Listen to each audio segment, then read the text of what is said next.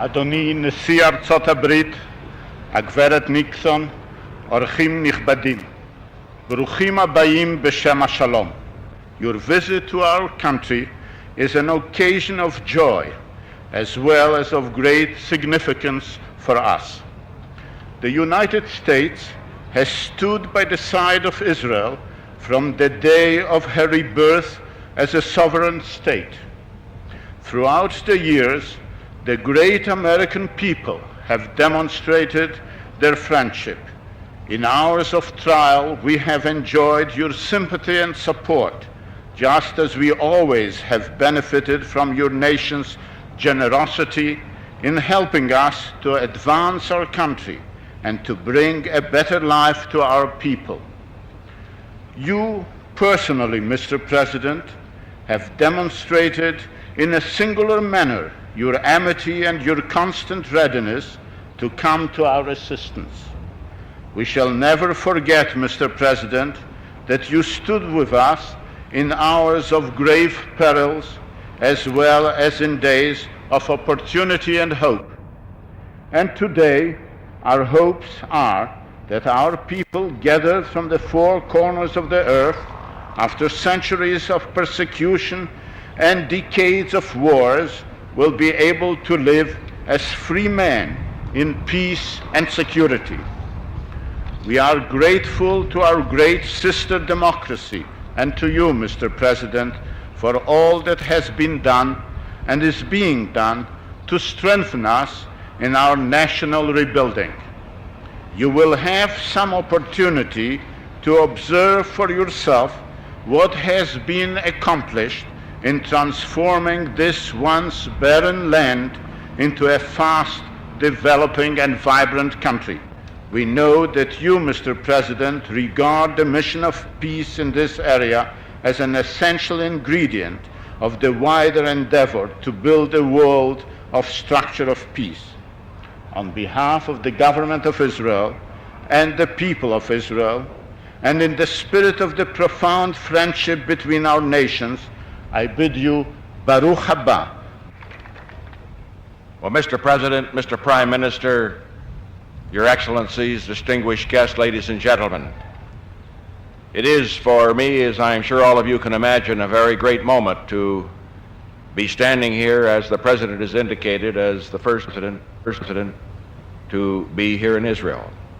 And particularly so because our two countries have been joined together in friendship from the time of Israel's birth as a nation in our modern times. We have been through over these years some difficult times. During the period that I have served as President of the United States, we have been through some difficult times together. And I can only say that the friendship that we have for this nation, the respect and the admiration we have for the people of this nation, their courage, their tenacity, their firmness in the face of very great odds, is one that makes us proud to stand with Israel as we have in the past in times of trouble, and now to work with Israel in a better time, a time that we trust will be a time of peace. Reference has been made to the fact that this is the first visit of a president to Israel, a president of the United States. It is, of course, not my first trip to this land. I was here in 1966, and then at the very end of the June War in 1967. As I visited some of the troops, as I met for the first time the now Prime Minister, then Commander, and also Mr. Dayan and others who were leaders of Israel at that time, and particularly as I visited the hospitals where some of the wounded were, the wounded on both sides, I realized first how much Israel had gone through to defend itself in war, how much war cost not only Israel but also those on the other side, and how the goal of peace was one that was in the interest of both sides. In the interest of Israel, this nation of enormous ability, enormous prospects, whatever the odds may be, but on people with the ability to go forward to heights undreamed of if the terrible danger of war could be reduced and even sometime removed. And that is why at this time, as I travel to nations that over the past few years have been Israel's traditional adversaries, that I have been glad to know that the people of this nation understand that they appreciate the purpose of that journey. The road ahead is difficult because the peace that we seek, that all nations in the area seek, must be one that is just and one that is equitable, one that provides the opportunity for each nation to maintain its independence and its security against all those who might threaten it. But we have taken the first steps down that long road. And now, working with our traditional friends from Israel, as well as with some of the other nations in the area who have indicated a similar desire to find a way to solve differences through peace rather than war, we believe the goal can be achieved. We are dedicated to it. We know that you, too, are dedicated to it. And I would say, finally, you are dedicated to it not because you have, as you look back over your history, any fear insofar as your ability to defend yourself is concerned, because you have demonstrated your courage over and over again. But you look forward to the achieving of this goal because you know how much more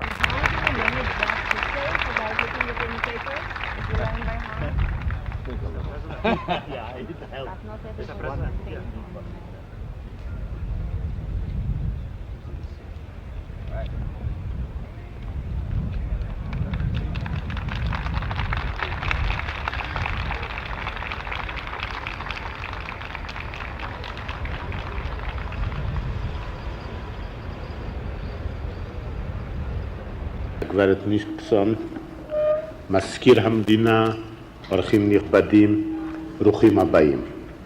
נאספנו הערב בבניין הכנסת, הגוף המחוקק של מדינת ישראל, הממשיך ומחדש את המסורת של הכנסת הגדולה מלפני קרוב ל-2500 שנה. הכנסת הגדולה שקמה לאחר חורבן בית ראשון בתקופת שיבת ציון הראשונה, היא שהמשיכה את מסורת הנביאים והניחה את היסודות לחיים הדמוקרטיים של העם היהודי. הכנסת של ימינו קמה בתקופת שיבת ציון השנייה, בה הולך ומתגשם חלומו של העם היהודי מזה כ-2000 שנה. We meet this evening in the great hall of the Knesset, the legislative body of the State of Israel, heir to the tradition of the great Knesset of close to 2,500 years ago. The great Knesset came into being during the first return to Zion after the destruction of the first temple. And it was the great Knesset which continued the prophetic tradition and laid the foundation for the democratic life of the Jewish people. The modern Knesset, too, has come into being during a period of return to Zion, the second return, realizing the 2,000-year-old dream of the Jewish people. A generation ago, a battered people emerged from the valley of the shadow of death into the light of liberty.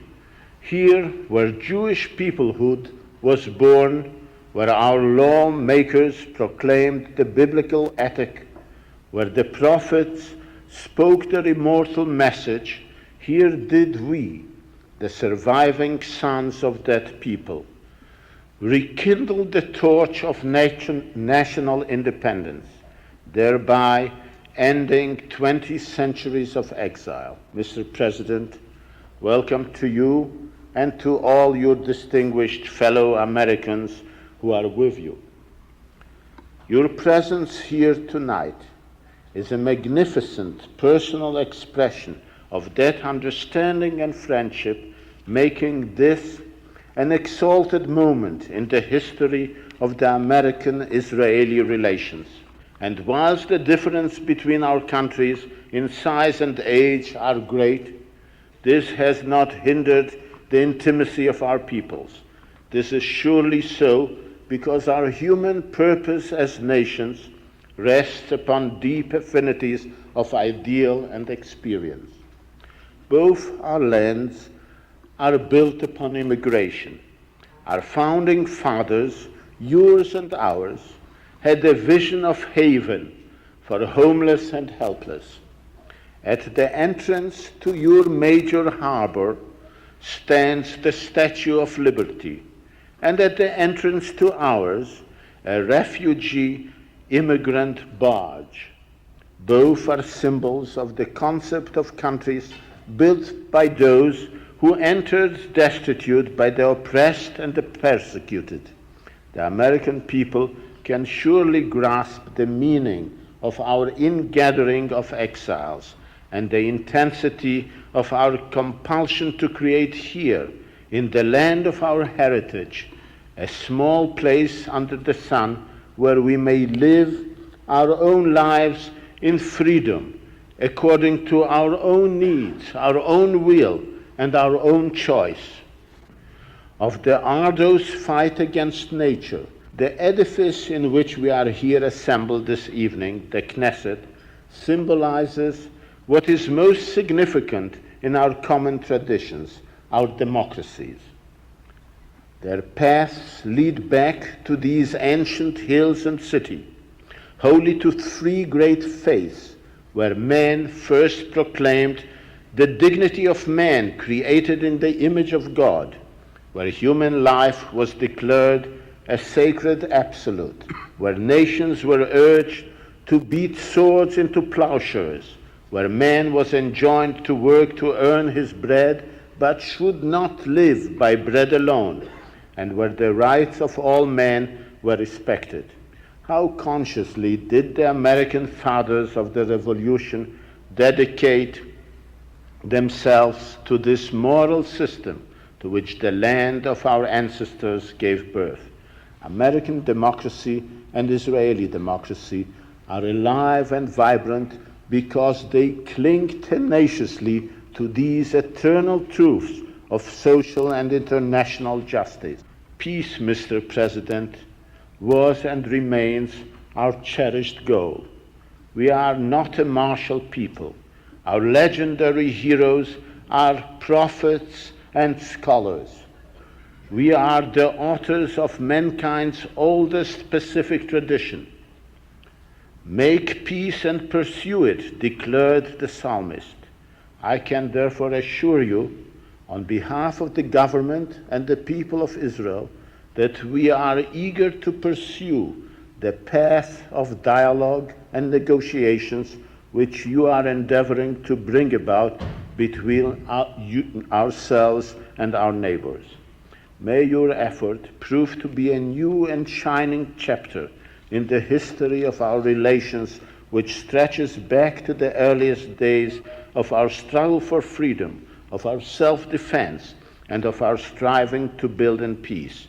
The name of the great American people is written large in the drama of this nation's rebirth.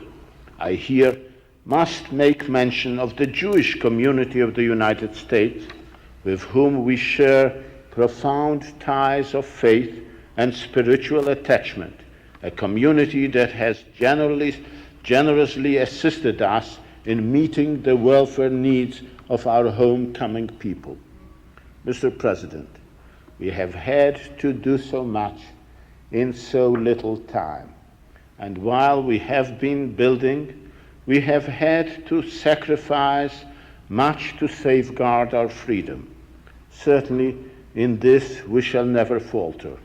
At the same time, in our quest for peace with security, we shall always remember the moral and material support we received from the greatest democracy in the world, the United States of America. Your understanding, your concern, your deeds in support of our defense and our freedom have contributed greatly to the strength of Israel to defend herself through her own efforts. And a strong Israel is in itself a component of the peace and stability in our area to which your mission is dedicated.